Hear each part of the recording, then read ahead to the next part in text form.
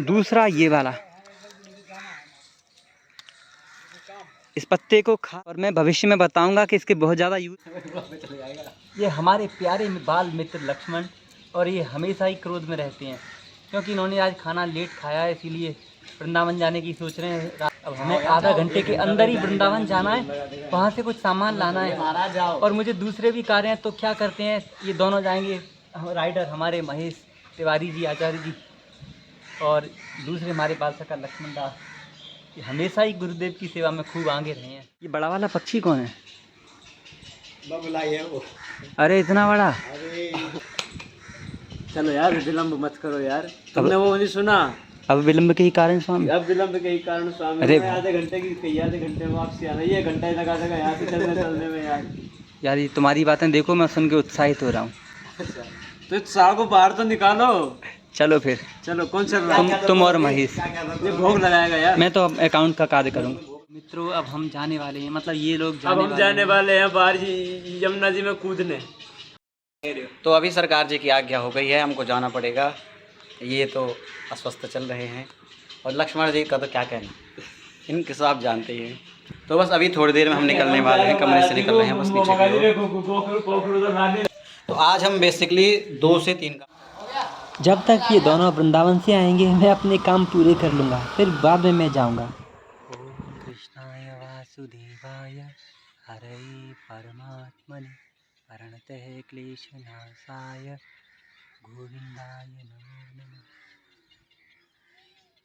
राधे राधे मित्रों, यमुना मैया बहुत कम हो गई हैं, अच्छा नहीं लग रहा बिल्कुल देख करके।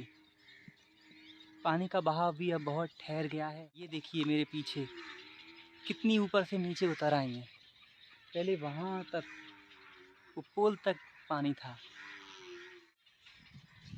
अब धीमे धीमे और भी कम हो जाएंगी, पर रहेंगी तो हमारी माँ ही, जैसी भी हैं हमारी माँ हैं। मैं प्रतिदिन माँ के दर्शन करने आता हूँ और जब फूल होते हैं तो कोशिश करता हूँ पुष्पार्पण भी करूँ, नहीं होते तो मानसिक ही प्रणाम और दंडवत कर लेता हूँ।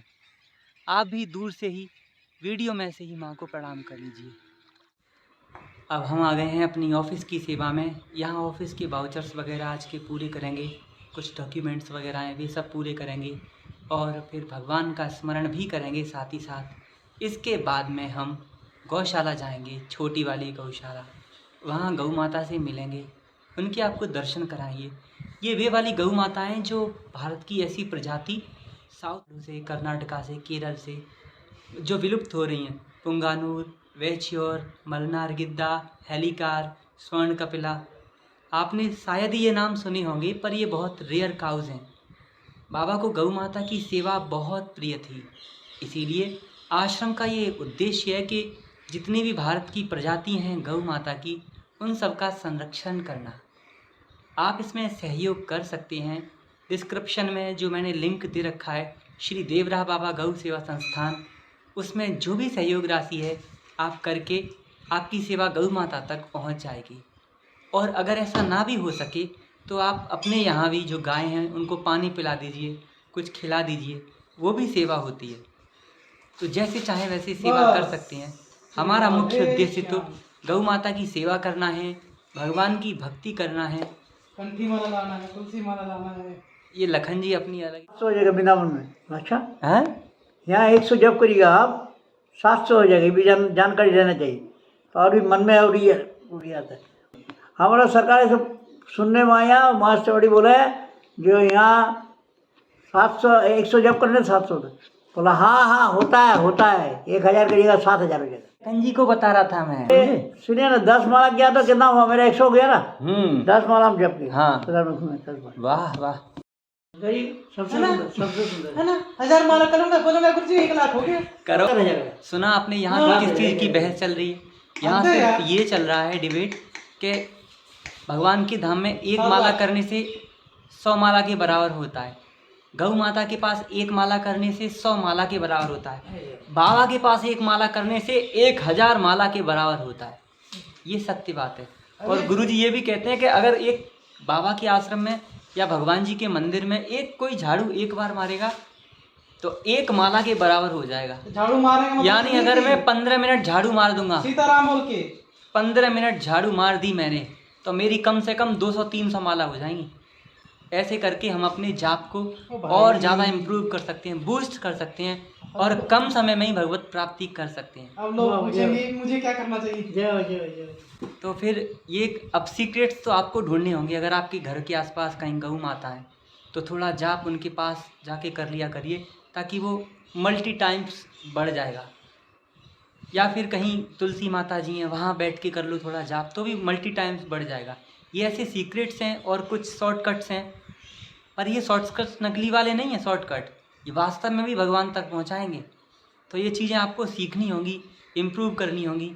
ये धीमे धीमे आएंगी जब भगवान की भक्ति बढ़ेगी, प्रेम बढ़ेगा, ऋषि मुनियों की सेवा करेंगे, बड़ों की आज्ञा मानेंगे, माता पिता की सेवा करेंगे, अपने से बड़े बुजुर्ग हैं उनका कहा मानेंगे, तो ऑटोमेटिक आपका हृदय क्लीन होने लगेगा और आपको ये सारे सीक्रेट्स गोल पता चलने लगेंगे। बाकी कि आप जहाँ भी हैं, जैसे भी हैं, भगवान का स्मरण करिए। सबसे बड़ा तो स्मरण है। बाबा की एक रामायण में लिखा है कि भगवत चिंतन भजन का श्रेष्ठ रूप कहलाए, जो श्री गुरु कृपा बिना कबहू नहीं आए। भगवान का चिंतन, उनकी कथाओं को सुनना, ये सबसे श्रेष्ठ भजन है। ये गुरुदेव की कृपा से ही होता है। राधे राधे। एक चीज़ और है दादा, सुनिए। राम राम हर कोई कहे, ठग ठाकुर और चोर, बिना प्रेम रीझे नहीं, नटवर नंद किशोर। चाहे कितनी भी माला जप लो आप, कुछ भी कर लो, लेकिन अगर भगवान के प्रति प्रेम नहीं है, गुरु जी के प्रति, जो भी, ये रजिस्टर लिख रहे। परमल की भी तो ऐसी होती है ना। हाँ, पान का पत्ता ऐसा ही होता है। नहीं, परमल की बेल भी तो ऐसी होती है। नहीं, चाय पीने के लिए हम लोग पार्क में आए हैं। यहाँ ये बंद कर, जिसलिए आए हैं पानी में बात कर। अगर आपको जंगल में कहीं भूख लगे और कुछ ना मिले, तो कुछ ऐसे पौधे होते हैं जिन्हें आप खा सकते हैं। जैसे देखो, ये है शीशम के पत्ते। भविष्य में ऐसे वीडियो में बनाने वाला हूँ कि जिन्हें खा करके आपको कम से कम 10 पत्ते खाने चाहिए। दूसरा, मेरे सामने शीशम के पत्ते हैं, इन्हें खा लो। दूसरा ये वाला, इस पत्ते को खा सकते हैं और ये बहुत ज़्यादा इसमें आयरन होता है।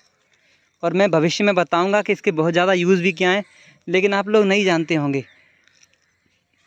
ये है पाषाण भेद।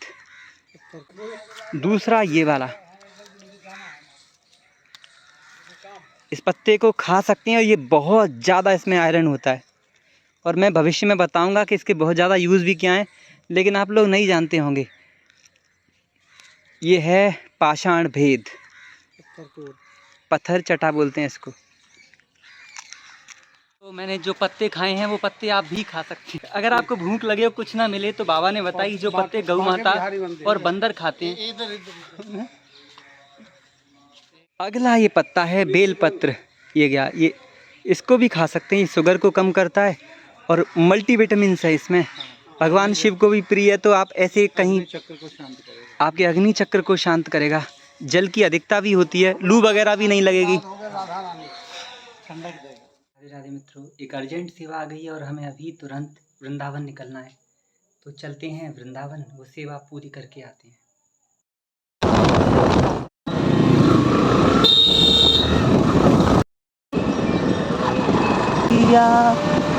आप खड़ा मुस्कुराता है,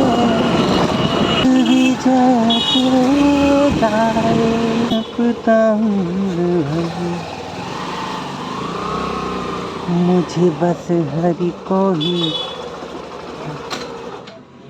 आना है। यहाँ से मैं अपने कार्य को पूरा कर लेता हूँ और फिर जल्दी ही वापस आश्रम निकलूँगा। चलो आओ डीके। यहाँ की सेवा पूरी हो गई है और हम चल रहे हैं वापस अपने आश्रम।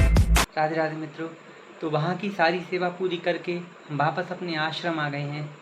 तो आज की वीडियो सारी मिक्स मैच हो गई है, सब कुछ मिल गया है। इसमें मैंने भी काम की बातें बताई थी, यानी वे औषधीय पौधे बताए थे। जब आपको कुछ भी ना मिले तो इनका भी सेवन किया जा सकता है। वो है शीशम, अगर गर्मी के दिनों में शीशम का उपयोग, उसके पत्तों की कॉपरों का उपयोग कर सकते हैं।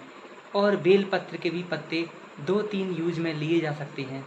ये बहुत मल्टीविटामिन्स होते हैं और इम्यून सिस्टम को भी बूस्ट करते हैं। और एक था पाषाण भेद। पाषाण भेद पथरी को ख़त्म करने के लिए होता है। इसकी पत्तियां खाली पेट काले नमक के साथ चबा के खा ली जाएँ तो पथरी को बहुत जल्दी ख़त्म करती हैं।